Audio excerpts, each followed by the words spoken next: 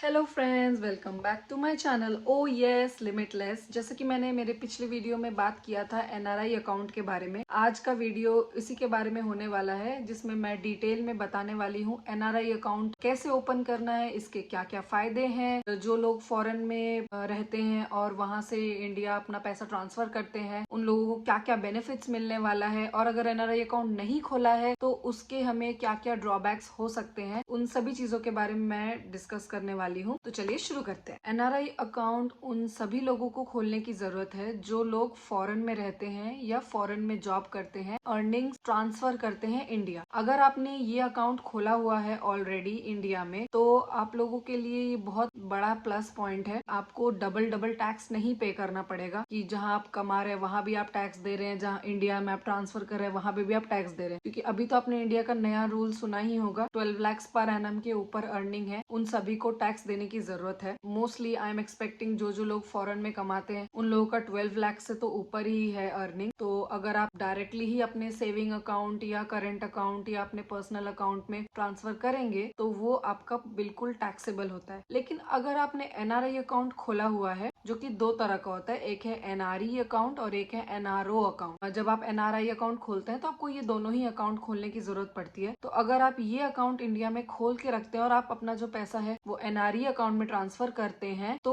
आपको टैक्स देने की जरूरत नहीं पड़ेगी इंडिया में, क्योंकि एनआरई अकाउंट 100% टैक्स फ्री है। एनआरआई होने के इंडिया में जो बेनिफिट्स है वो भी मिलेंगे। प्लस अगर आप कोई इन्वेस्टमेंट करते हैं इंडिया में या फिर FD, mutual fund, demat account खोलते हैं तो इसमें भी आपको बहुत सारे बेनिफिट्स मिलेंगे। वो आपका बैंक टू बैंक डिपेंड करता है कि आप कौन सा बैंक में खोल रहे हैं। ये फैसिलिटीज इंडिया के सारे ही बैंक्स में अवेलेबल है, वेदर प्राइवेट बैंक हो या फिर गवर्नमेंट बैंक हो। जब आप अकाउंट खोल रहे हैं, अगर आप प्राइवेट बैंक में अकाउंट ओपन करने जा रहे हैं तो वो आपके लिए बहुत ज्यादा ही सीमलेस रहेगा, क्योंकि आप लोगों को बस डॉक्यूमेंट्स देने हैं। बाकी का सारा जो फॉर्मेलिटी है वो आपका रिलेशनशिप मैनेजर या आपको जो भी बैंक में असिस्ट कर रहा है वही सब कुछ करेगा। लेकिन जो गवर्नमेंट बैंक है वहां पे आपको बंच ऑफ फॉर्म्स दे देंगे और बोलेंगे आपको ये भर के ले आओ, ये डॉक्यूमेंट्स ले आओ। थोड़ा सा हैसल हो जाता है। हम लोग फॉरेन में रह के थोड़े आलसी भी हो गए हैं, हम चाहते हैं कि कोई आके सच में हमारा काम कर दे। तो एनीवेज, प्राइवेट बैंक्स में एक ये भी फायदा है कि जो आपका अकाउंट है वो within 1 week to 15 days के अंदर अंदर ओपन हो जाएगा। प्रोसेसिंग तो 1 डे में हो जाता है, बट उस अकाउंट को अप्रूव होने में एटलीस्ट 15 डेज तक लग जाता है मिनिमम। कुछ बैंक्स में वो 3 to 4 वर्किंग डेज में भी हो जाता है। अब मैं पर्टिकुलरली नाम मेंशन नहीं कर रही बैंक्स का, आप लोग भी जानते हैं जो बैंक्स इंडिया में थोड़े फेमस है वहां जाके अपना अकाउंट खोल सकते हैं। ये अकाउंट खोलने का फर्स्ट स्टेप यही है कि आपको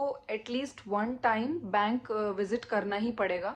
उसके बाद आपके जो भी डॉक्यूमेंट्स है या कुछ अगर पेंडिंग रह गया है वो आप ओवर द ईमेल भी शेयर कर सकते। वैसे तो इस अकाउंट को खोलने के लिए ज्यादा डॉक्यूमेंट्स की जरूरत नहीं है। मेन आपका है वहाँ का रेजिडेंस परमिट कार्ड जो आपके पास होगा। अगर कार्ड नहीं है तो आपके पास वीजा होगा या फिर ई वीजा होता है जो हमें ऑनलाइन मिलता है, उसका कॉपी भी दे सकते हैं। आपका passport front end back and आपका रेजिडेंस प्रूफ। 2 अकाउंट ओपन होता है। एक है एनआरओ अकाउंट। एनआरओ अकाउंट में होता है कि आपका इंडिया का कोई भी जो अर्निंग है वो पैसा आप उस अकाउंट में ट्रांसफर कर सकते हैं। लेकिन उसमें आप ध्यान रखिए, जो भी आपका इंडिया का अर्निंग है अगर आप एनआरओ अकाउंट में ट्रांसफर कर रहे हैं तो वो आपका 30 to 31% टैक्सेबल होता है। प्रिंसिपल अमाउंट पे नहीं, पे जो इंटरेस्ट लगा होता है वो इंटरेस्ट आपका 31% लगता है। लेकिन एनआरई अकाउंट है जिसमें आप एक्चुअली फॉरेन से ट्रांसफर करने वाले हैं पैसे, वो आपका बिल्कुल टैक्स फ्री रहेगा। तो एनआरओ अकाउंट को आप ऐसे ही छोड़ दीजिए अगर आपके किसी डिपॉजिट्स है या कोई एफडी है या आपका कोई अलग तरह का इन्वेस्टमेंट है। लेकिन एनआरई आपका पूरा का पूरा, आप जो भी आपका सैलरी अमाउंट है वो आप इसमें ट्रांसफर करेंगे तो कोई इशू नहीं है। और ये अकाउंट आप किसी भी बैंक में खोल सकते हैं। अगर आप किसी बैंक में जा रहे हैं जहां आपका अकाउंट ऑलरेडी खुला हुआ है, सपोज लेट से करंट अकाउंट या सेविंग अकाउंट है, फिर वो ट्रांसफर हो जाएगा। उसके साथ एक एडिशनल एनआरई अकाउंट खुलेगा। लेकिन अगर आपका उस बैंक में कोई अकाउंट नहीं है तो आप डायरेक्टली एनआरई अकाउंट खोल सकते हैं। एनआरओ आप बाद में भी खोल सकते हैं। इस अकाउंट को खोलने का मेन पर्पस यही है, जो लोग ऑलरेडी फॉरेन में जॉब करते हैं उन लोगों को जो सैलरी मिलती है टैक्सेस कट के ही आता है। मीन्स फॉरेन कंट्री में टैक्स पे कर दिया है तो इसका कोई सेंस नहीं बनता है कि हम इंडिया जाके भी दोबारा टैक्स पे कर रहे हैं। लोग बहुत सारी चीजों के चक्कर में ये अकाउंट नहीं खोलते हैं, सोचते हैं कि शायद हमें ज्यादा पैसा भरना पड़ जाए, ज्यादा टैक्स हो जाएगा या हमारे ऊपर चेकिंग हो जाएगी, ऐसा कुछ, टू बी ऑनेस्ट ऐसा कुछ नहीं है। ये अकाउंट खोलने में ही समझदारी है। तो जिन लोगों ने अभी तक अकाउंट नहीं खोला है, मैं उन सबको सजेस्ट करूंगी कि आप लोग जल्दी से जाके अकाउंट खोल लीजिए। सो आज का वीडियो यहीं तक था। मिलती हूँ मैं आपसे अगले वीडियो में नए इन्फॉर्मेशन के साथ। तब तक के लिए keep watching and don't forget to like, share and subscribe and keep saying oh yes to